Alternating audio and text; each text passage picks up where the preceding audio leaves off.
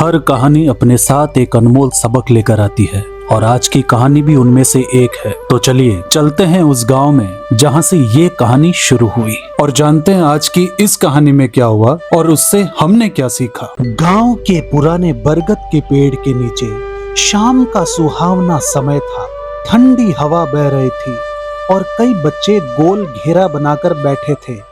बीच में बैठे थे दयालु और बुद्धिमान साधु बाबा। बच्चे हमेशा की तरह नई कहानी सुनने के लिए उत्साहित थे।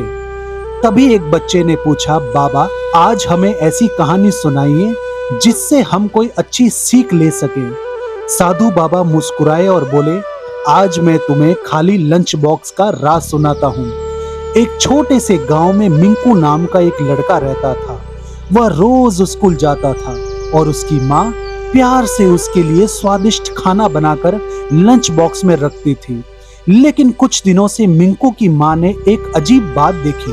मिंकू का लंच बॉक्स हर दिन बिल्कुल खाली वापस आता था। पहले तो माँ खुश हुई कि बेटा पूरा खाना खा रहा है, लेकिन मिंकू का चेहरा दिन ब दिन कमजोर और उदास दिखाई देने लगा। माँ को चिंता होने लगी कि आखिर बात क्या है। एक दिन माँ ने मिंकू से पूछा, बेटा क्या तुम स्कूल में पूरा खाना खा लेते हो? मिंकू ने हल्की मुस्कान के साथ कहा, हाँ माँ, मैं पूरा खाना खा लेता हूँ। लेकिन माँ को उसके जवाब में कुछ छिपा हुआ महसूस हुआ। अगले दिन उसने चुपचाप मिंकू का पीछा करने का फैसला किया। स्कूल के लंच ब्रेक में वह दूर एक पेड़ के पीछे खड़ी होकर देखने लगी। थोड़ी देर बाद मिंकू ने अपना लंच बॉक्स खोला। तभी वहां एक नया लड़का आया जिसका नाम अमन था। अमन बहुत गरीब परिवार से था। उसके पिता बीमार थे और कई दिनों से उसके घर में ठीक से खाना नहीं बना था। अमन चुपचाप एक कोने में बैठा था और दूसरे बच्चों को खाना खाते हुए देख रहा था। मिंकू उसकी हालत समझ चुका था। उसने बिना किसी को बताए अपना पूरा खाना अमन के सामने रख दिया और कहा, चलो हम दोनों मिलकर खाते हैं। लेकिन वास्तव में वह खुद बहुत कम खाता और अपना ज्यादातर खाना अमन को दे देता था। यह देखकर मिंकू की माँ की आंखों में आंसू आ गए।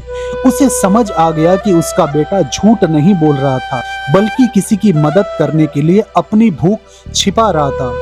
स्कूल खत्म होने के बाद माँ घर पहुंची और मिंकू के आने का इंतजार करने लगी। जब मिंकू घर आया तो माँ ने उसे प्यार से गले लगा लिया। मिंकू घबरा गया और बोला, माँ क्या मुझसे कोई गलती हो गई? माँ मुस्कुराकर बोली, नहीं बेटा, आज मुझे तुम्हारे खाली लंच बॉक्स का असली राज पता चल गया। मिंकू ने सिर झुका लिया और कहा, मैं नहीं चाहता था कि कोई जाने। अमन कई बार भूखा रहता है। मुझे लगा अगर मैं अपना खाना उसके साथ बांट दूं तो उसे अच्छा लगेगा। माँ की आंखें गर्व से चमक उठी। अगले दिन उसने 2 बड़े लंच बॉक्स तैयार किए, एक मिंकू के लिए और एक अमन के लिए। धीरे धीरे उस स्कूल के दूसरे बच्चों को भी यह बात पता चली। उन्होंने भी अपने खाने और किताबों को जरूरतमंद बच्चों के साथ बांटना शुरू कर दिया। कुछ ही समय में स्कूल में मदद और दया का सुंदर माहौल बन गया। कहानी पूरी करके साधु बाबा बच्चों की ओर देखने लगे। सभी बच्चे ध्यान से सुन रहे थे। तब बाबा बोले, बच्चों, सच्ची दया वह होती है जो बिना दिखावे के की जाए। मिंकू ने किसी इनाम या तारीफ के लिए मदद नहीं की, बल्कि एक भूखे दोस्त का दर्द समझकर उसकी सहायता की।